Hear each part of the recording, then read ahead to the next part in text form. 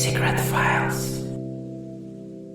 We started with light touches lang ng kamay muna. Yung mga mapanuksong pagdadampian ng mga balat na napakainit sa pakiramdam na tila ay may sinisindihang apoy sa loob mo. Eh? Nag-i-idioms ka pa pare. Iba ka talaga pare. Iba talaga alas ka man. Oo.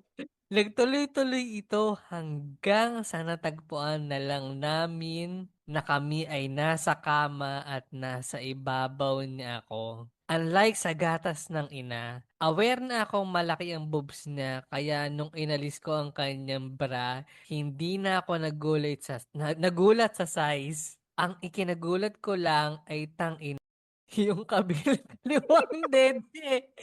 Inverted yung utong.